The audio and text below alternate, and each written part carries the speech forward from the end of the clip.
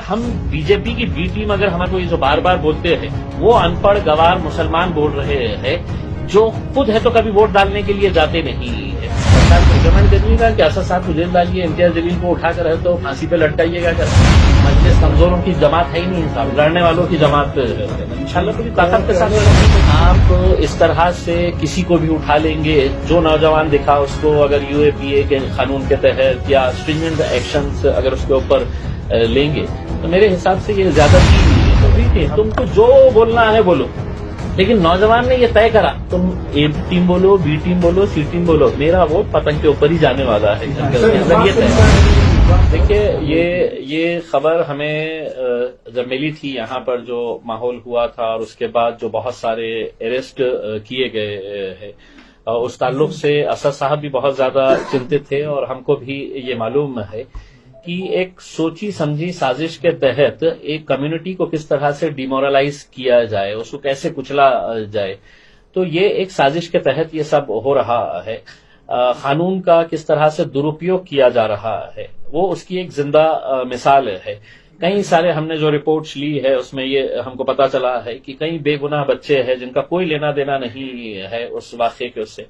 अगर उस वाक़े के अंदर अगर कोई लोग शामिल है तो ठीक है, कानूनी कार्रवाई हो सकती है, लेकिन आप इस तरह से किसी को भी उठा लेंगे जो नौजवान दिखा उसको अगर यूएपीए के कानून के तहत या स्ट्रिंजेंट एक्शंस अगर उसके ऊपर लेंगे तो मेरे हिसाब से ये ज्यादती है। ये हम पुलिस डिपार्टमेंट से अपील करना चाहेंगे और पुलिस डिपार्टमेंट को ये बताना चाहेंगे कि आप किसी राजनीतिक पार्टी के दबाव के अंदर आकर ना करें करके उसमें अपनी वर्दी का लिहाज रखते हुए, अपनी वर्दी की जो इज्जत है उसको बरकरार रखते हुए कानून के तहत जो काम है वो काम करिएगा। अगर पुलिस भी अगर गैर कानूनी काम करने लगी तो फिर मतलब ये देश कहाँ जाएगा आपको अच्छी तरह से समझ में आता है।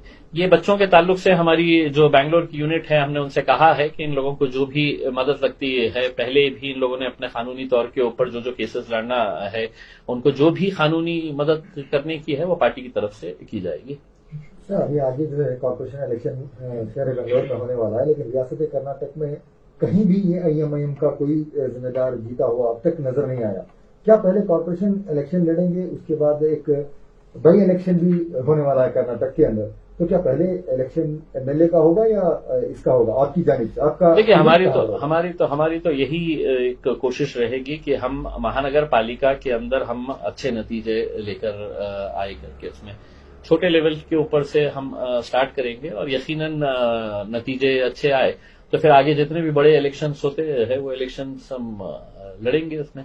ऐसा जरूरी नहीं है कि मतलब देखिए हम खुद मानते हैं कि पिछले कई सालों से ऐसा मैं समझता हूं कि बैंगलोर में या कर्नाटक के अंदर ऐसे कई नौजवान होंगे जो कई सालों से मजलिस के साथ जुड़े हुए हैं, अपने तौर के ऊपर अपने लेवल के ऊपर काम कर रहे हैं, लेकिन हमको खुद को ये एहसास था कि अब हमको अगर आगे बढ़ना है तो हम जहां जहां पर भी इलेक्शन लड़ेंगे वहां सिर्फ लड़ना है बोल के नहीं लड़ेंगे तो जीतेंगे, उस इरादे से हम इलेक्शन लड़ेंगे।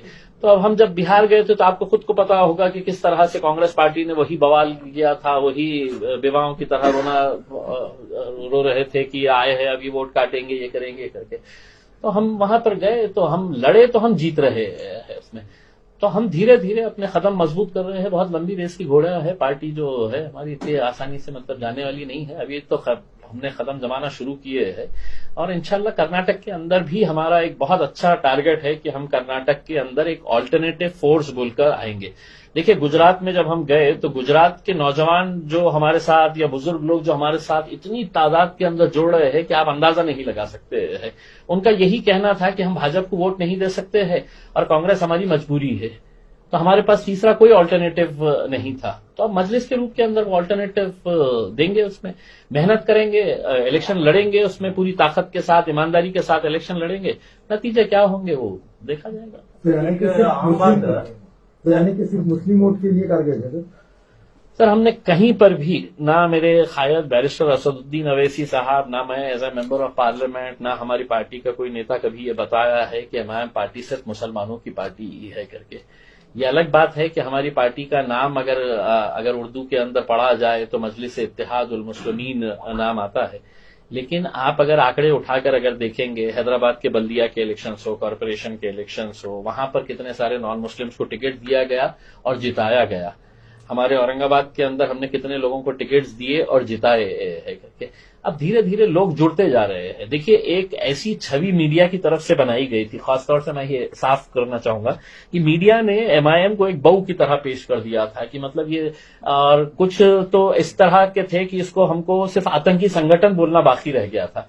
इस मुल्क के अंदर अगर सभी राजनीतिक पार्टियों को इलेक्शन लड़ने का अधिकार है तो उतना अधिकार हमको भी है, लेकिन हम जहां जाते हैं तो हमारे नाम से शुरुआत हो जाती है, तो ये तो सिर्फ मुसलमानों की पार्टी है, ये इस तरह का बोलते हैं, ये अगर कहीं पर भी जाते हैं तो भड़काऊ बात करते हैं। अब हम बिहार के अंदर इतनी सारी सभाएं लिए हैं, कोई एक सादी सी पुलिस की हमारे को ना तो नोटिस मिली है, ना इलेक्शन कमीशन की नोटिस मिली है। तो लोगों को ये रियलाइज हो रहा है कि एमआईएम के खिलाफ जो एक प्रोपेगेंडा चलाया जा रहा है एक सोची समझी साजिश के तहत, और इसके अंदर कांग्रेस का बहुत बड़ा हाथ है कि ये समझते थे कि ये मुसलमान वोट जो है ये हमारी जागीर है, दलितों का वोट जो है ये हमारी जागीर है, ओबीसी पिछड़े जितने भी है ये हमारी जागीर है करके। तो जब वो वोट उनके पास से खिसक रहा है तो कुछ ना कुछ किसी ना किसी के ऊपर तो ठिकड़ा फोड़ना चाहिए करके। और एक कहावत है ना कि नाच न जाने आंगन टेढ़ा, जहां पर भी वो हारते हैं तो हमारे सर पे ऊपर ठिकड़ा फोड़ डालते हैं कि हम आए थे बोल के वो हारे हैं करके। आप अंदर जाकिए, अपने देखिए अंदर आपकी गलतियां क्या है करके। सवाल भी है, असदुद्दीन अवैधी साहब हो, एमआईएम हो, इन पर कोई जो है कानूनी कार्रवाई नहीं होती या फिर इन पर कोई केसेस नहीं होते। आप एफआईआर अगर करें तो जेल जाएंगे सर हम। अगर आप एफआईआर करिए तो सही हमारे ऊपर, जेल जाएंगे मतलब क्या होगा, क्या कार्रवाई चाहते हैं? सेंट्रल गवर्नमेंट की जानिब से या भाजपा की जानिब से कोई केसेस आप रिकमेंड करिए साहब, सरकार को रिकमेंड करिएगा कि असद साहब को जेल डालिए, इम्तियाज जलील को उठाकर है तो फांसी पे लटकाइएगा करके। ये मुल्क में जो है, हमको किस बात के ऊपर आप ये बोल रहे हैं कि हमारे ऊपर कार्रवाई नहीं होती है? हमने क्या मालिया के जैसा है तो करोड़ों रुपया खा के बैठ गए हैं? हमने क्या बेईमानी का काम किए हैं? एक राजनीतिक पार्टी है, राजनीति के तौर के ऊपर हम लड़ रहे हैं उसमें। अब अगर आप ये कहेंगे कि नहीं साहब इनके ऊपर कार्रवाई क्यों नहीं हो रही है, तो किस बात की कार्रवाई होगी? अगर नहीं हो रही है तो एज अ सिटीजन आपको पूरा राइट है। अगर आप ये आरोप लगाएंगे कि असदुद्दीन अवैसी साहब आए हैं, उन्होंने आके अपनी तकरीर के अंदर ऐसा किए हैं और हमको इलेक्शन कमीशन सादी नोटिस भी नहीं देता है, तो आपको ये अधिकार है एज अ सिटीजन कि साहब इम्तियाज जलील आया, भाषण दिया और भाषण के अंदर उसने ये बोला मुझे ये एफआईआर रजिस्टर करवाना है, उसके अंदर तथ्य होगा तो करेंगे उसके अंदर। और ऐसे वैसे ही मतलब कोई भी उठेगा और बोलेगा कि इनके ऊपर कार्रवाई नहीं होती है करके और हम बैठे रहेंगे हाथ पे हाथ धरे हुए। साहब ये आप बात समझ लीजिएगा, वो दौर गया है कि जहां पर डराया जाता था, हमारे को घबरा के रखा जाता था कि तुम्हारे ऊपर कार्रवाई होंगे। अरे लड़ेंगे डटेंगे, वैसे भी मतलब क्या होने वाला है इसके अंदर?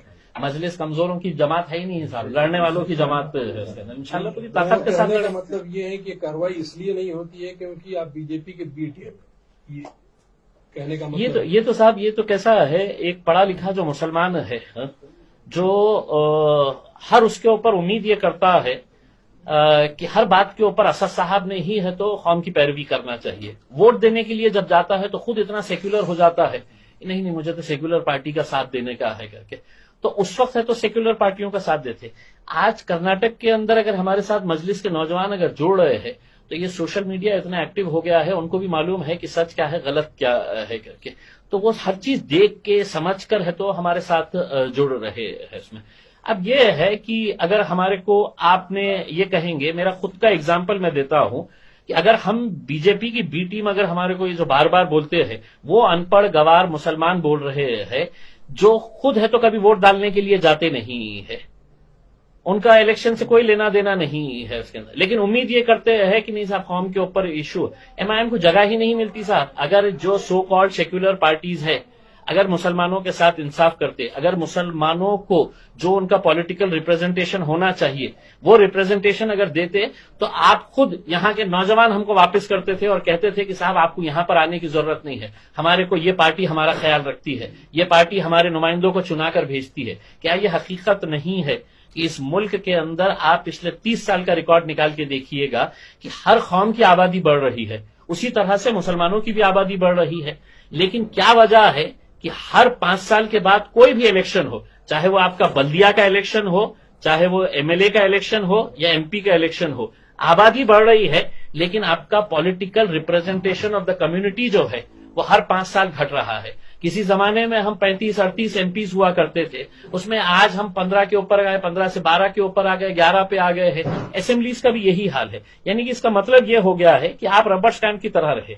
और लोग अब इतने तो होशियार हो गए ना, हम बी टीम है, सी टीम है, ए टीम है करके, हमको यही बोल बोल के अल्हम्दुलिल्लाह हमने 5 सीटें बिहार में निकाल ली है। और वो चीखने वाले चिल्लाते रहेगा, ये बी टीम है, बी टीम है। हमारे 5 नुमाइंदे अल्हम्दुलिल्लाह हमने बिहार की असेंबली के अंदर पहुंचा के आए हैं। सर, बिहार में आपकी जो बड़ी कामयाबी हुई, जो 5 सीटें आपने हासिल की, वहां पे भी लोगों का इल्जाम था कि बीजेपी एमआईएम पार्टी आई आने की वजह से जो है तेजस्वी यादव की पार्टी सत्ता में नहीं आई। फिर तेजस्वी यादव अपने प्रेस कॉन्फ्रेंस के जरिए कहते हैं कि एमआईएम के जरिए से हमें कोई नुकसान नहीं पहुंचा। नहीं, देखिए, अब हम ऐसा करने वाले हैं कि हमको जहां पर भी इलेक्शन लड़ने का है तो हम सबसे पहले आएंगे और तेजस्वी यादव से पूछेंगे कि बाबा हम इलेक्शन लड़ना क्या। हम राहुल गांधी से इजाजत लेके आएंगे कि राहुल बाबा हम लड़ना क्या। अब कर्नाटक में आए हैं तो हम येदुरप्पा साहब से जाके पूछेंगे कि साहब हम आना क्या, यहाँ पे लड़ने के लिए आना क्या, बोलिए ना, आप बोले तो लड़ेंगे, नहीं बोले तो नहीं लड़ेंगे। हमारी सियासी जमात है, सर हमारे को ना हमारे को फेवर की जरूरत है आपकी, ना हमारी आपको मुखालिफत क्या करने का है आप करिए। हमारी सियासी जमात है, हमारी सियासी जमात का फैसला बैरिस्टर असदुद्दीन अवैसी साहब करते हैं। अब बाकी जिसको चिल्लाना है कि हमारे आने से क्या हुआ है, 70 सालों तक हमने किसको दिया है वोट? एमआईएम कभी आई थी यहाँ पर? नहीं आई थी ना। उसमें हमने औरंगाबाद में 20 साल तक लगातार है तो हमने किसको वोट देते आए थे? शिवसेना को वोट देते आए थे, वो कांग्रेस को वोट देते आए थे। जितने भी मुसलमान दलित थे कांग्रेस को वोट देते थे, शिवसेना को नहीं देते थे। लेकिन 20 साल से लगातार शिवसेना जीत के आती थी वहां पे। जब मैं खुद खड़े रहा वहां पर इलेक्शन लड़ने के लिए तो फिर कांग्रेस वाले खड़े हो गए, अरे अब तो जीत गया, बोले शिवसेना वाले आराम से जीत गए, बोले अब ये वोट काटने के लिए आ गए, इनका वोट कटेगा, शिवसेना फिर से आराम से जीत जाती, भारतीय जनता पार्टी ने इनको भेजी दी है ये जिताने के लिए।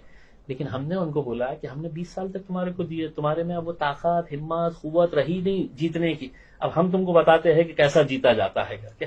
और अल्हम्दुलिल्लाह हम जब मैदान में उतरे तो हमने जीत के बताया उनको ये।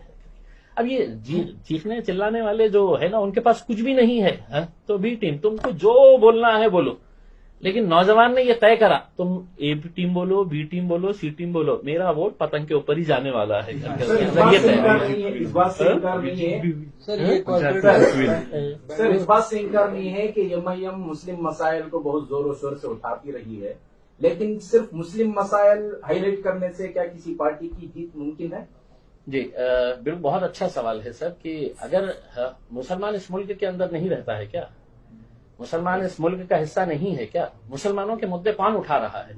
आपकी तो यही उम्मीद थी ना साहब कि मैं तो साहब जेडीएस को वोट देता हूं, मैं तो टीआरएस को वोट देता हूं, मैं तो एनसीपी को वोट देता हूं, मैं कांग्रेस को वोट देता हूं, समाजवादी पार्टी को देता हूं, और ये लोग हैं तो मेरे मुद्दे उठाते हैं। लेकिन वो लोग मुद्दे नहीं उठा रहे हैं, उनको सिर्फ आपके वोट चाहिए, आपके अंदर एक लीडर नहीं चाहिए उनको।